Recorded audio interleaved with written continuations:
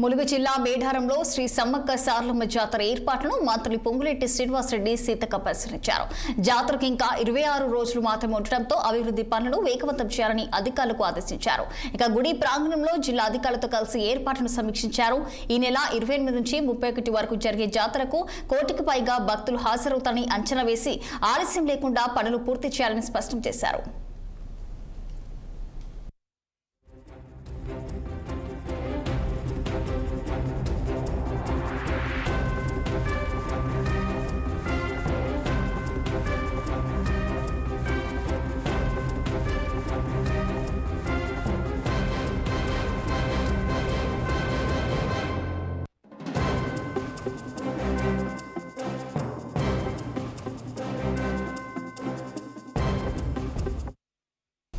ములుగు జిల్లా మేడారంలో శ్రీ సమ్మక్క సారలమ్మ జాతర ఏర్పాట్లను మంత్రి పొంగులేటి శ్రీనివాసరెడ్డి సీతక్క పరిశీలించారు.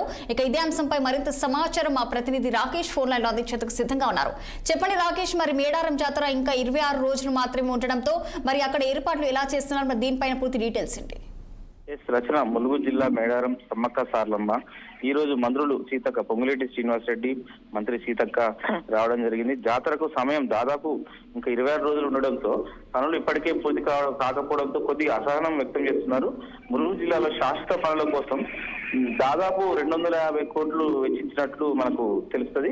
దీనిపై సమ్మక్క సారలమ్మ గద్దెల ప్రాంగణం దాదాపు 50 మీటర్లు వెడల్పు చేయడం కానీ, అంతర్గత రోడ్లు అంటే 50 కిలోమీటర్ మేడారం జాతరకు సంబంధించిన అంతర్గత రోడ్లు కానీ, డ్రైనేజ్ సిస్టమ్ కానీ 50 కిలోమీటర్ల మేర మొత్తం క్లియర్ గా ఉండేటట్టు చేసే ప్రయత్నం చేశారు. కానీ ఇప్పటికీ 90 రోజులలో పూర్తి చేస్తామని ఒప్పుకున్న పనులు ఇంతవరకు పూర్తి కాకపోవడంతో వారంలో 2 మార్లు ఇద్దరు మంత్రులు మేడారం అంటే ములుగు జిల్లా మేడారంకి వస్తున్నారు.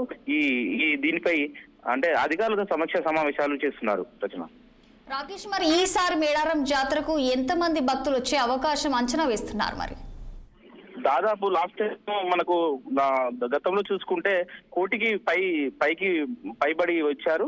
ఇప్పటికీ అంటే ఇతర రాష్ట్రాల నుంచి కూడా మేడారం జాతరకు చేరుకుంటారు. ఇప్పటికే దాదాపు 50,000 నుంచి 1,00,000 మంది దర్శనం చేసుకున్నందుకు సమాచారం. అంటే 1 కోటికి పైగా వస్తారని అంచనా. Right, thank you Rakesh.